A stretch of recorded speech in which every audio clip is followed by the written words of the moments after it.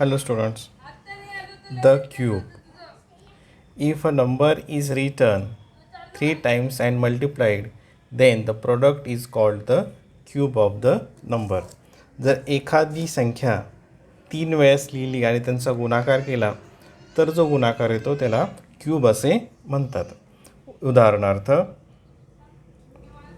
5 cube. 5 cube equals to 5 into 5 into 5 equals to 5 into 5 25 into 5 equals to 125. म्हणजेच therefore 5 cube equals to 125. Second example, पुढचं उदाहरण बघूयात. -8 cube. -8 cube म्हणजेच -8 into -8 into -8 equals to, आता पहिल्यांदा दोघांचं मल्टिप्लिकेशन. आता हा पण निगेटिव्ह आहे आणि हा पण निगेटिव्ह आहे. The product of two negative integer is positive. म्हणजे यांचं काय येईल असेल मल्टिप्लिकेशन हा पॉझिटिव्ह 64 इंटू -8 आणि the product of positive integer आणि निगेटिव्ह इंटिजर इज निगेटिव्ह. आणि याचं मग मल्टिप्लिकेशन किती येतं 512. म्हणजे याच्यावर आपण काय सांगता येईल आपल्याला की the cube of positive integer is positive and the cube of negative integer is negative. आणखीन काही उदाहरणं बघूयात. एक रॅशनल नंबर घेऊयात. Number 3/4 cube. 3/4 cube means 3/4 into 3/4 into 3/4 equals to 3 into 3 into 3/4 into 4 into 4 equals to 3 3s are 9, 9 3s are 27, 4 4s are 16 and 16 4s are 64. Therefore, the cube of 3/4 equals to 27/64. आता आणखीन काही उदाहरणे बघूयात. Number 4 15 cube. 15 cube equals to 15 into 15 into 15. 15 into 15 225 into 15. याला multiplication केलं 3375.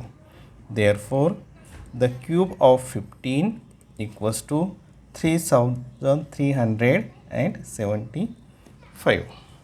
आता आपण काही डेसिमल फ्रॅक्शन्स घेऊयात. समजा हे 1.5 क्यूब.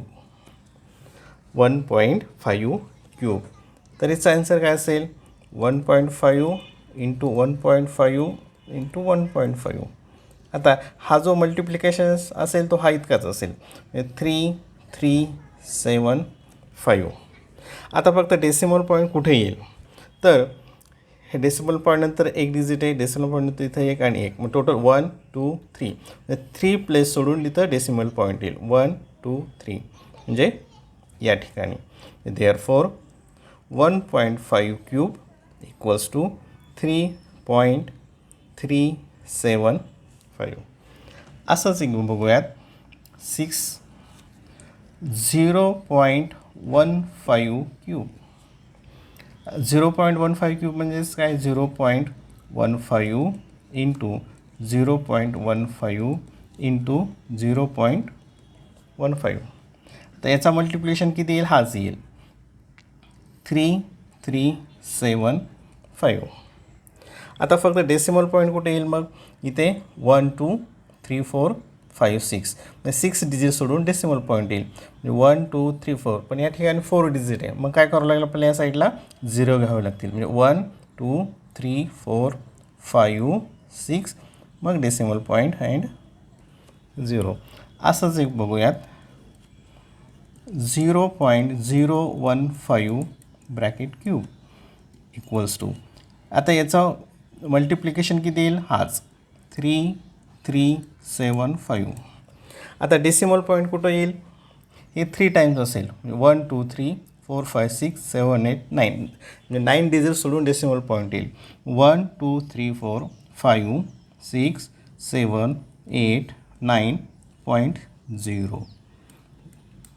याप्रमाणे आपण क्यूब काढू शकतो.